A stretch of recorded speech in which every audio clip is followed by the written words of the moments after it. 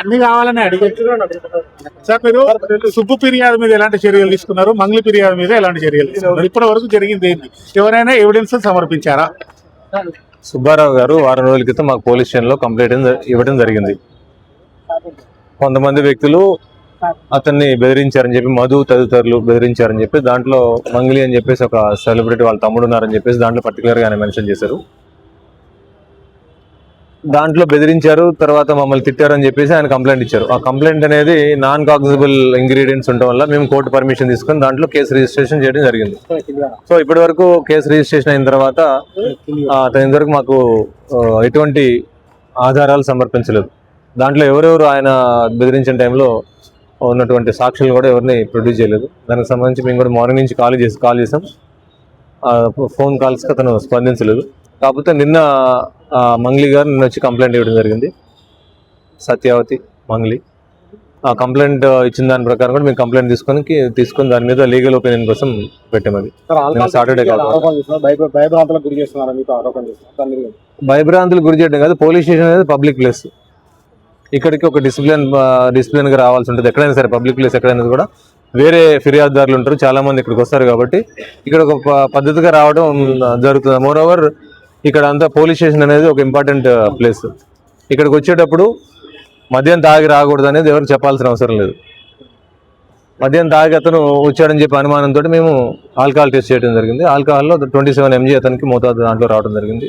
So దాని మీద కూడా అతనికి చర్యలు తీసుకుంటాం. సుబ్బు కంప్లైంట్ ఇచ్చినప్పుడు ఫిర్యాదు విట్నెస్లు ఎప్పుడు సమర్పిస్తానని చెప్పాడు సార్, ఎందుకు ఇవ్వలేకపోయారు? ఏమైనా తెలుసా? ఏమైనా అడిగారా మీరు? ఎఫ్ఐఆర్ రిజిస్ట్రేషన్ కాగానే ఇస్తా అని చెప్పేసి అన్నారు. సో మేము కూడా అదే అనుకున్నాం. ఇంతవరకు అతను ఇవ్వలేదు. మంగ్లీ ఇచ్చిన కంప్లైంట్ ఇచ్చారు. కంప్లైంట్ ఇచ్చిన తర్వాత దాని మీద మేము లీగల్ ఒపీనియన్ తీసుకొని ఏ విధంగా ప్రొసీడ్ కావాలని చెప్పేసి వెయిట్ చేస్తున్నాం. సుబ్బారావు ఆరోపణలకు సంబంధించి ఆర్థిక లావాదేవీలకు సంబంధించి అంశం మాత్రం పంజాగుట్ట పోలీస్ స్టేషన్ తో ఎలాంటి సంబంధం లేదా? లేదు. పంజాగుట్ట పోలీస్ స్టేషన్ ఆ మైక్రో ఫైనాన్స్ సంబంధించిన దాంట్లో పెట్టుబడి పెట్టిన విషయాలు కానీ మాకు ఎటువంటి ఫిర్యాదు రావడం కానీ ఆ పరిధి కూడా మా దాంట్లో రాలేదు. ఒకవేళ మాకు కనుక కంప్లైంట్ కానీ ఇస్తే కన్సర్న్ పోలీస్ స్టేషన్ మేము దాన్ని ఫార్వర్డ్ చేయడం జరుగుతుంది. మమ్మల్ని ఇబ్బంది పెడుతున్నారని చెప్పేసి, మమ్మల్ని వేధించారని చెప్పి మమ్మల్ని అందరిని ఇబ్బంది పెట్టారు, మమ్మల్ని పలానా అడ్వకేట్ సుబ్బారావు అట్లా వేధించారని ఆమె చూపించిందండి ఒక వీడియో. కనీసం ఒక్క వీడియోని మీడియాకి రిలీజ్ చేసిందా? ఇంతవరకు కూడా మేము ఎన్నో వీడియోలు రిలీజ్ చేసాం, ఎన్నో ఎవిడెన్సెస్ ఇచ్చాం.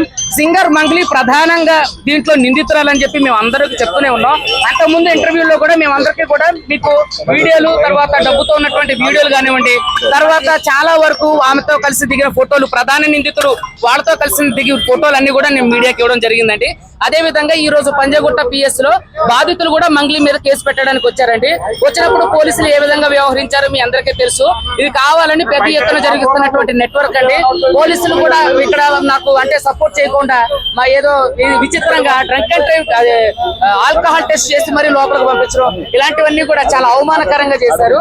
సో ఇక్కడ మీరు అందరూ చూస్తున్నారు, దీన్ని అంతా కేసుని పక్కదారి పట్టించాలని అడ్వకేట్ సుబ్బారావు ఎప్పుడు కూడా నీతిగా నిజాయితీగా ఎవరైతే బాధితులు ఉన్నారో వాళ్ళ పక్షానే నిలబడి పోరాటం చేస్తారో.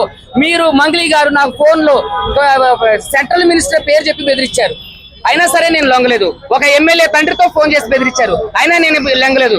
చూడండి, నాకు మంగ్లీ ఎన్నిసార్లు, కనీసం నేను మంగ్లీకి ఒక్కసారి కూడా ఫోన్ చేసింది లేదు, మంగ్లీతో నేను మాట్లాడింది లేదు. కానీ మంగ్లీ నాకు దాదాపుగా చూడండి 10 సైకిల్ కాల్స్ చేసింది. చూడండి, ఇది మీడియా మిత్రులందరికీ నేను చూపిస్తున్నాను. ఆ రోజే ఏది పూజారి నాగేశ్వర గారి ఇంట్లో నేను మొత్తం మాట్లాడాక మీరు క్వశ్చన్స్ చేయండి సార్. అయితే పూజారి నాగేశ్వర గారి దగ్గర ఏదైతే మీటింగ్ జరిగిందో దాంట్లో నేను ఒప్పుకోలేదు. దాంట్లో ఒప్పుకున్నప్పుడు నాకు ఎన్నిసార్లు కాల్స్ చేసిందో చూడండి. అదే విధంగా ఈ రోజు నేను ఊరికనే ఏది కూడా చేయట్లేదండి. మా దగ్గర బాధితులు ఉన్నారు.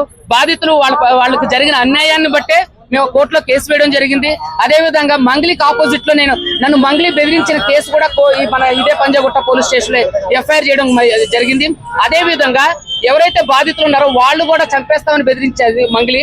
సో వాళ్ళని కూడా ఈ రోజు పంజాగుట్ట పోలీస్ స్టేషన్ లో మేము పంజాగుట్ట పోలీస్ స్టేషన్ లో వాళ్ళ మీద కేసు వేస్తున్నాం. ఏమంటే నేను ఎప్పుడు కూడా నిరాధారమైనటువంటి ఆరోపణ చేయడం లేదు, నేను సాక్ష్యాన్ని తీసుకొచ్చాను. మంగ్లీని ఒక్క సాక్ష్యం చూపించమనండి. అడ్వకేట్ సుబ్బు బెదిరించింది అని అంటే ఏదైనా మాట్లాడితే నేను బంజారా బిడ్డనని, అదే నేను కులం కాటని వాడుతున్నారు. దయచేసి ఇది మంచి పద్ధతి కాదు. ఇప్పుడు అడ్వకేట్ సుబ్బు మీద కేసు పెట్టిన మంగ్లీ ప్రధాన నిందితుడు రమావతి మధు మీద ఎందుకు కేసు పెట్టడం లేదు? ఇదందరూ కూడా మీడియా సముఖంగా నేను అందరికీ తెలియజేస్తున్నా. ఇప్పుడు